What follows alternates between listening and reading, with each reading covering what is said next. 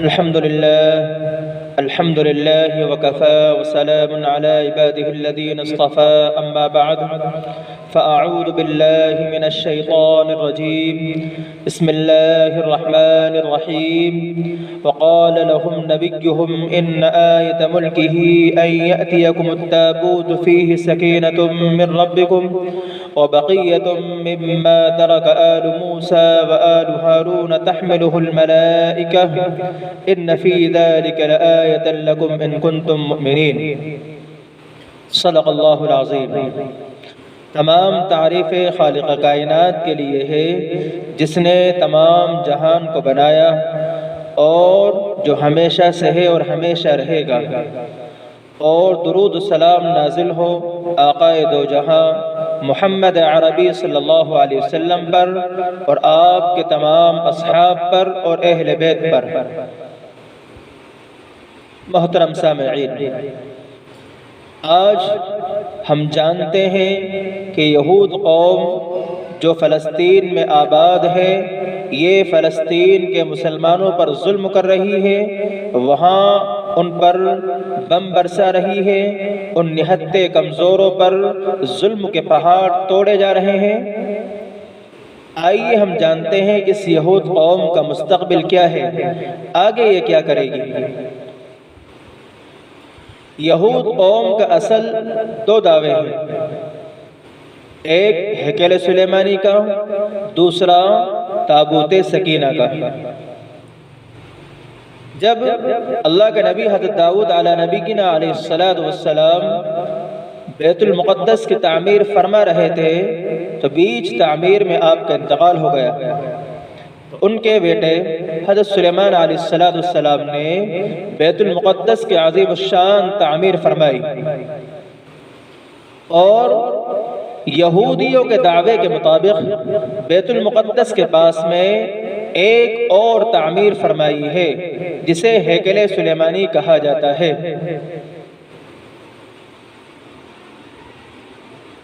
اور اس خانہ کعبہ، اس بیت المقدس کی تعمیر میں حضرت سلیمان علیہ السلام نے جناتوں سے بھی کام لیا، اور جنات آپ کی تابعداری میں بیت المقدس کو تعمیر کرتے رہے۔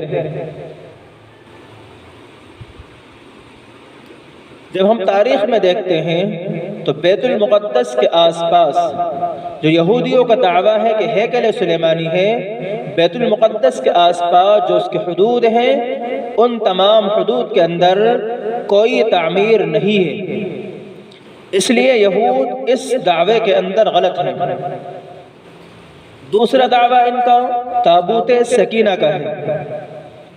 یہ وہ صندوق تھا جس میں حضرت موسیٰ علیہ السلام کا عصا، آپ کی نعلین، اور حضرت ہارون علیہ نبینا علیہ السلام کا عمامہ اور دیگر انبیاء علیہ السلام کی مخصوص چیزیں موجود تھی۔ اسی طرح وہ تختیاں بھی موجود تھی جن میں تورات لکھی ہوئی تھی۔ تو یہ بڑا متبرک صندوق تھا۔ یہود قوم جب جنگ پر جایا کرتی تھی تو اس متبرک صندوق کو لے کر جایا کرتی تھی اور آگے رکھ دیا کرتی تھی۔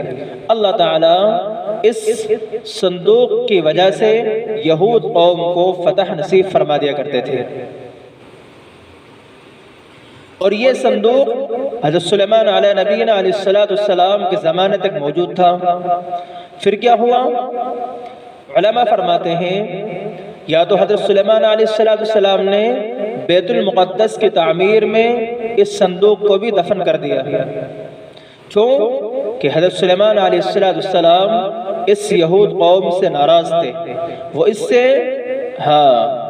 ان سے ناراض تھے، اس لیے کہ یہ قوم نافرمان تھی، آپ کی بات نہیں مانا کرتی تھی اور ظلم کے ساتھ رہا کرتی تھی۔ حضرت سلیمان علیہ نبینا علیہ السلام نے اس صندوق کو ہی دفن کر دیا، جس کی وجہ سے یہ قوم ہمیشہ فتح نصیب کرتی تھی۔ اور بعض علماء فرماتے ہیں کہ اللہ تعالیٰ نے ہی اس صندوق کو آسمانوں پر اٹھا لیا۔ بہرحال کچھ بھی ہو، وہ صندوق حضرت سلیمان علیہ السلام کے زمانے میں غائب ہو گیا۔ اب یہود قوم کو یہی خدشہ ہے کہ وہ صندوق حضرت سلیمان علیہ السلام نے بیت المقدس کی تعمیر میں دفن کر دیا ہے۔ اسی بنا پر یہود قوم اور اسرائیل فلسطین کے آس پاس بیت المقدس جو زمین ہے اس زمین کو آس پاس سے کھدائی کرتے ہیں اور یہ چاہتے ہیں کہ وہ صندوق ہمیں مل جائے، تو جس طرح حضرت سلیمان علیہ السلام کی حکومت دنیا میں قائم تھی، اسی طرح اس صندوق کے ساتھ ہم بھی دنیا میں حکومت اپنی قائم کریں۔ لیکن کیا ان کی حکومت قائم ہوگی؟ بالکل نہیں ہوگی، بلکہ ان کا خاتمہ ضرور ہوگا، اور ان کا خاتمہ خود حضرت عیسیٰ علیہ السلام کے ہاتھ کے ذریعے پر ہوگا۔ اور علماء فرماتے ہیں یہ اتنی بدترین قوم ہے، اتنی بزدل قوم ہے کہ انہوں نے حضرت عیسیٰ علیہ السلام کو قتل کرنے کا منصوبہ بنایا اور آپ کو سولی پر چڑھانا چاہا، اور آپ کو سولی دینے کی مکمل تیاری کر لی۔ اللہ تعالیٰ نے انہی میں سے ایک انسان کو حضرت عیسیٰ علیہ السلام کی شکل دے دی، تو انہوں نے اسی انسان کو سولی پر چڑھا دیا، اور اللہ تعالیٰ نے اپنے نبی حضرت عیسیٰ علیہ السلام کو آسمانوں پر اٹھا لیا، اور ان کے خاتمے کے لیے اللہ نے ان کو روکے رکھا ہے، اور قیامت کے قریب حضرت عیسیٰ علیہ السلام کو اللہ زمین پر اتاریں گے اور وہ آ کر کے اس یہود قوم کا خاتمہ کریں گے۔ اور قیامت سے پہلے دجال آئے گا تو اس کا ساتھ دینے کے لیے اصفہان سے 70,000 یہودی آ کر اس کا ساتھ دیں گے۔ چنانچہ دجال مکہ میں داخل ہونا چاہے گا، اللہ نے فرشتے مقرر کر دیے ہیں، وہ اس کو داخل نہیں ہونے دیں گے، تو وہ مدینے میں داخل ہونا چاہے گا، وہاں پر بھی اللہ نے فرشتے مقرر فرما رکھے ہیں، مدینے میں داخل نہیں ہو پائے گا۔ چنانچہ وہاں سے بھاگ کر وہ فلسطین میں آئے گا۔ فلسطین میں جب آئے گا تو یہود کی جو قوم ہے یہ سارے کے سارے دجال کا ساتھ دیں گے، اور دجال دنیا میں آنے کے بعد بہت فساد مچائے گا، تباہی مچائے گا۔ اس کو اللہ نے قدرت دے رکھی ہوگی، اس کے ایک ہاتھ میں جنت، ایک ہاتھ میں دوزخ ہوگی۔ جو اس کی دوزخ ہوگی وہ اللہ کے ہاں جنت ہوگی، اور جو اس کی جنت ہوگی وہ آخرت کے اعتبار سے جہنم ہوگی۔ اب جو انسان اس کی فرما برداری کرے گا وہ اس کو اپنی جنت میں داخل کر دے گا، آخرت کے اعتبار سے وہ جہنم ہوگی، اور جو اس کی نافرمانی کرے گا، جو اس کو خدا تسلیم نہیں کرے گا، تو وہ اس کو اپنی دوزخ میں داخل کر دے گا، جو آخرت کے اعتبار سے اللہ کی جنت ہوگی۔ اب جیسے ہی دجال فلسطین پر پہنچے گا تو اللہ تعالیٰ عیسیٰ علیہ السلام کو اتاریں گے، عیسیٰ علیہ السلام اس کا پیچھا کریں گے اور مقام لد پر جا کر اس کا مقابلہ کریں گے۔ جیسے ہی دجال عیسیٰ علیہ السلام کو دیکھے گا تو برف کی طرح پگھلے گا۔ چنانچہ حضرت عیسیٰ علیہ السلام اس کی گردن کاٹ کر کے مقام لد پر ایک کنواں موجود ہے، اس کنویں میں اس کو پھینک دیں گے، اس کی لاش کو اس میں ڈال دیں گے۔ اور تاریخ میں لکھنے والے مورخین لکھتے ہیں وہ کنواں موجود ہے، مقام لد پر ایک کنواں موجود ہے۔ یہودیوں نے پوری کوشش کر لی اس کنویں کو ختم کر دیں، چنانچہ اس میں کوڑا ڈالتے ہیں، کچرا ڈالتے روزانہ تاکہ ختم ہو جائے، لیکن ہر دن وہ کنواں پھر خالی ہو جاتا ہے۔ اللہ تعالیٰ نے اس کنویں کو دجال کی لاش کے لیے بچا کر رکھا ہے۔ دجال کو اللہ اس میں ڈالیں گے، قتل کروا کر عیسیٰ علیہ السلام کے ہاتھوں۔ اس کے بعد حضرت عیسیٰ علیہ السلام پوری یہود قوم کو ایک ایک کر کے ختم کریں گے، اور یہ اتنی بدترین قوم ہے اگر کسی درخت کے پاس چھپنا بھی چاہے گی تو وہ درخت بھی جو ہے عیسیٰ علیہ نبینا علیہ السلام سے کہہ دے گا، اے عیسیٰ علیہ السلام یہ یہودی میرے پیچھے چھپا ہوا ہے، اس کو قتل کرو، اس کو ختم کرو۔ اگر یہ لوگ کسی پتھر کے پیچھے چھپنا چاہیں گے، پتھر بھی کہہ دے گا اے عیسیٰ علیہ السلام یہ یہودی قوم میرے پاس چھپی ہوئی ہے میرے پیچھے، اس کو ذبح کرو، اس کو قتل کرو، ختم کرو۔ تو حضرت عیسیٰ علیہ السلام پوری یہود قوم کا خاتمہ کریں گے، الا غرقد، سوائے غرقد پیڑ کے۔ تو غرقد درخت ایسا ہے جو ان کا مددگار بنے گا، جو ان کی حفاظت کرے گا، وہ نہیں بتائے گا۔ چنانچہ اسرائیل اپنی پوری اسرائیل کے اندر غرقد کے درخت لگا رہے ہیں، اس کے باغیچے لگا رہے ہیں تاکہ یہ پیڑ ان کی حفاظت کرے، لیکن پھر بھی عیسیٰ علیہ السلام اس پوری قوم کا خاتمہ کریں گے۔ اس کے بعد عیسیٰ علیہ السلام دنیا میں حکومت کریں گے اور تقریباً 40 سال حکومت رہے گی۔ اس حکومت کے اندر نہ کوئی یہودی ہوگا نہ کوئی عیسائی ہوگا، اگر ہوں گے تو مسلمان اور مومن ہوں گے۔ اگر کوئی یہودی بچنا چاہے گا تو وہ ایمان لا کر ہی بچ سکتا ہے، مومن بن کر ہی بچ سکتا ہے۔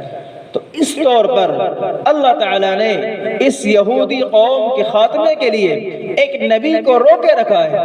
اتنی خراب، اتنی بدترین قوم ہے جس قوم کے لیے خصوصیت کے اعتبار سے اللہ نے ایک نبی کو روکے رکھا ہے۔ اب آپ اندازہ لگائیں کتنی نحوست والی قوم ہے، کتنی بدترین قوم ہے۔ یہ فلسطین کے ان نہتے کمزوروں پر ظلم کر کے اپنے آپ کو بڑا سمجھ رہی ہے، جن کے پاس اسباب نہیں ہے، بے سر و سامان ہے، بچوں کو قتل کر رہی ہے، اسپتال پر حملے کر رہے ہیں۔ کہاں کا انصاف ہے یہ؟ پورے عالم اسلام خاموش بیٹھا ہوا تک رہا ہے، ان نہتے کمزوروں کی لاشوں کو دیکھ رہا ہے، لیکن کسی کی مجال نہیں ہے کہ وہ اسرائیل پر حملہ کر سکے۔ لیکن ایک وقت آ رہا ہے، جلد وقت آ رہا ہے، ساری یہود قوم اپنے مقتل پر جمع ہو رہی ہے۔ جہاں ان کا خاتمہ ہوگا وہ مقام لد، وہ اسرائیل موجود ہے۔ مقام لد اسرائیل میں جہاں پوری قوم کا خاتمہ کیا جائے گا، عیسیٰ علیہ السلام وہیں پر ختمہ کریں گے ان کا۔ یہ خود بخود پوری دنیا سے جمع ہو کر کے وہاں آباد ہو رہے ہیں، اور فلسطین کے مسلمانوں پر ظلم کر کے ان کی زمین چھین رہے ہیں، لیکن یہ بھول گئے خود اپنے مقتل پر جمع ہو رہے ہیں، وہیں پر ان کو قتل کیا جائے گا، ان کا خاتمہ کیا جائے گا۔ یہ بڑی نافرمان قوم گزری ہے۔ یہ مسلمانوں پر کب تک ظلم کریں گے؟ قیامت قریب آ رہی ہے، قیامت قریب آنے والی ہے۔ قرب قیامت کی نشانی ہے۔ یہ سب اپنے مقتل پر جمع ہو رہے ہیں۔ عیسیٰ علیہ السلام جلد دنیا میں آنے والے ہیں اور آ کر کے اس کا خاتمہ فرمائیں گے۔ اس لیے جو لوگ اس کا ساتھ دے رہے ہیں وہ مجرم ہیں، وہ بھی ظالم ہے، جو اس کی طرفداری کر رہے ہیں وہ ظالم ہے۔ ہمیں ان کے خلاف ورزی کرنا ہے، ان کے خلاف بغاوت کرنا، ان کا بائیکاٹ کرنا ہے۔ جو ان کا بائیکاٹ کرے گا، جو ان کا مقابلہ کر رہا ہے، فلسطین کے مسلمان وہ جنتی ہیں، جو شہید ہو رہے ہیں، پکے مسلمان ہیں، وہ شہید ہو کر جنت میں جائیں گے، کیونکہ یہ وہ کام کر رہے ہیں فلسطین کے مسلمان جو کام عیسیٰ علیہ السلام دنیا میں آ کر کریں گے ان کے خاتمہ۔ یہ فلسطین کے مسلمان ان کے خاتمہ کر رہے ہیں، بڑا اچھا کام کر رہے ہیں۔ جو شہید ہو رہے ہیں ان کو بڑا مقام مل رہا ہے۔ ہم لوگ ایسے وقت میں جو ہے ان کے خلاف ان کا بائیکاٹ کریں، اور بائیکاٹ دو طریقوں سے ہو سکتا ہے۔ مسلمانوں کے لیے دعا کریں، فلسطین کے مسلمان جو مجاہد ان کا مقابلہ کر رہے ہیں ان کے لیے دعا کریں، اور جس طرح ہم ان کا تعاون کر سکتے ہیں تو تعاون کریں۔ اور دوسرا بائیکاٹ یہ ہے کہ جو اسرائیلیوں کی جو مصنوعات ہے، جو ان کی کمپنیاں جو چیزیں بنا رہی ہیں ان کو استعمال کرنا بند کریں، ان کا بائیکاٹ کریں۔ اس طرح کریں گے تو اللہ تعالیٰ ہمارا بھی جو ہے ان فلسطین کے مجاہدوں کے ساتھ کچھ نہ کچھ ہمارا بھی نام لکھوائے گا۔ اللہ تعالیٰ ہم تمام کو ان باتوں پر عمل کی توفیق نصیب فرمائے، آمین۔ وآخر دعوانا الحمد للہ رب العالمین۔